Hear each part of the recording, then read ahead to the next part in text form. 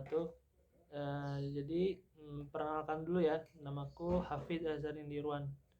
Nah, sebelumnya gimana nih kabar kalian semua? Semoga pada sehat-sehat ya. Jadi pada kali ini aku akan membahas seputar perubahan dan inovasi dalam kepemimpinan. Jadi yuk kita simak pembahasan ini. Enjoy it. Jadi pembahasan kita itu masuk ke jenis perubahan dalam tim dan organisasi. Nah, perubahan itu sendiri itu akan melibatkan peran, sikap, teknologi, strategi, ekonomi, dan manusia. Nah, dari perbedaan ini ada satu perbedaan yang berguna adalah antara upaya untuk mengubah sikap dan upaya untuk mengubah peran, struktur, dan prosedur ini menurut perkataan Beer, Eisenstadt, dan Spector tahun 1990. Pendekatan yang berpusat pada sikap melibatkan perubahan sikap dan nilai dengan daya tarik persuasif, program pelatihan, kegiatan membangun tim, atau program perubahan budaya. Itu pendekatan yang berpusat pada sikap. Sedangkan pendekatan yang berpusat pada peran itu melibatkan perubahan peran kerja dengan mengatur ulang alur kerja, mendesain ulang pekerjaan untuk memasukkan aktivitas dan tanggung jawab yang berbeda, habis itu memodifikasi hubungan otoritas, mengubah kriteria dan prosedur untuk evaluasi kerja, dan mengubah sistem penghargaan. Banyak organisasi telah berusaha untuk meningkatkan kinerja dengan cara menerapkan informasi yang baru dan sistem mendukung keputusan melalui teknologi.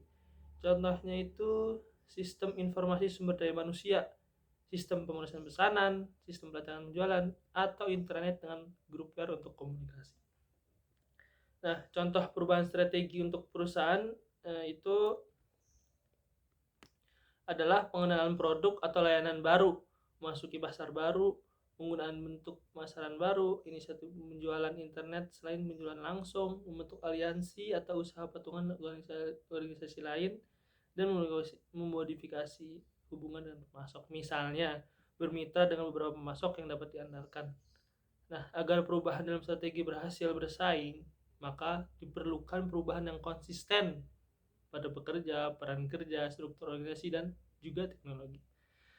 Nah, perubahan internal dalam suatu organisasi itu dapat menekankan ekonomi atau manusia ini menurut Beer dan Nohria tahun 2000. Nah, pendekatan pertama berusaha untuk meningkatkan kinerja keuangan terlebih dahulu dengan perubahan seperti downsizing, restrukturisasi, dan penyesuaian kompensasi dan insentif. Nah, pendekatan yang kedua itu berusaha untuk meningkatkan kemampuan, komitmen, dan kreativitas manusia dengan meningkatkan pembelajaran individu dan organisasi, memperkuat nilai-nilai budaya yang mendukung fleksibilitas dan inovasi, dan juga memberdayakan orang untuk memulai perbaikan. Kemudian dalam perubahan inovasi dan kepemimpinan ini ada proses perubahan. Nah, salah satu teori proses paling awal itu adalah model Medan Gaya Lewin. Itu diterapkan ditemukan tahun 1951. Nah, dia itu mengusulkan bahwa proses perubahan dapat dibagi menjadi 3 fase. Pertama, unfreezing, kemudian change, dan rephrasing. Nah, pada fase unfreezing yang pertama ini, orang menyadari bahwa cara lama dalam melakukan sesuatu tidak lagi memadai dalam apapun itu. Pengakuan ini dapat terjadi sebagai akibat dari krisis yang nyata, atau mungkin hasil dari upaya untuk menggambarkan ancaman atau peluang yang tidak terlihat oleh kebanyakan orang dalam organisasi.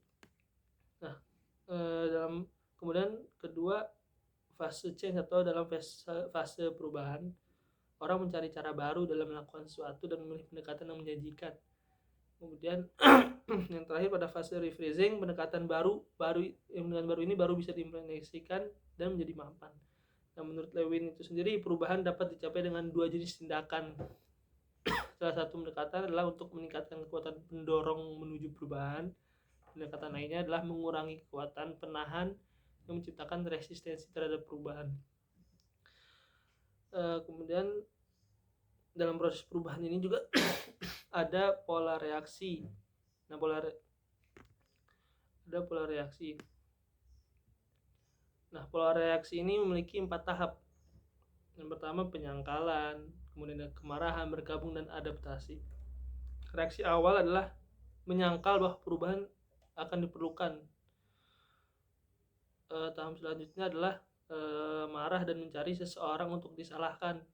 Pada tahap ketiga, orang berhenti menyangkal bahwa perubahan tidak dapat dihindari. Ini harus berubah, mengakui apa yang telah hilang dan meratapinya. Dan tahap terakhir adalah menerima kebutuhan untuk berubah dan melanjutkan hidup.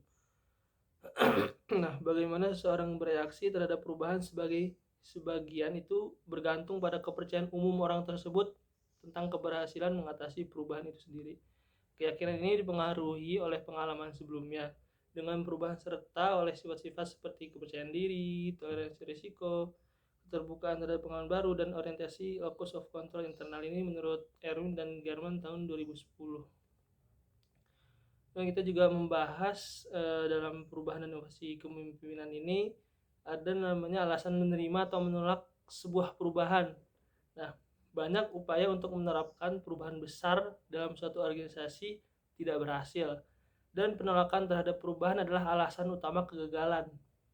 Kepatuhan terhadap perubahan mungkin terjadi jika orang percaya bahwa itu adalah pelaksanaan otoritas pemimpin yang sah atau kekuasaan yang sah, atau jika mereka takut akan hukuman karena menolak perubahan atau disebut kekuatan koersif. Nah, beberapa alasan para anggota menolak perubahan itu karena perubahan yang diusulkan itu tidak diperlukan, perubahan yang diusulkan tidak layak, atau perubahan itu tidak hemat biaya, atau perubahan itu akan menyebabkan kerugian pribadi, atau bisa juga perubahan yang diusulkan tidak konsisten dengan nilai. Jadi kesimpulan dan menutup dari yang sudah saya bahas itu ternyata banyak jenis perubahan yang dapat dilakukan oleh para pemimpin. Fokus dalam upaya perubahan itu melibatkan peran, sikap, teknologi, strategi, ekonomi, atau orang. Nah, teori proses perubahan kepemimpinan menggambarkan pola kasus peristiwa yang terjadi dari awal perubahan sampai akhir, dan dalam beberapa kasus teori ini menggambarkan bagaimana perubahan sebelumnya mempengaruhi perubahan selanjutnya. Nah, kepatuhan terhadap perubahan mungkin terjadi jika orang percaya bahwa itu adalah pelaksanaan otoritas pemimpin yang sah atau kekuatan yang sah. Jadi sekian pembahasan dari saya. Terima kasih.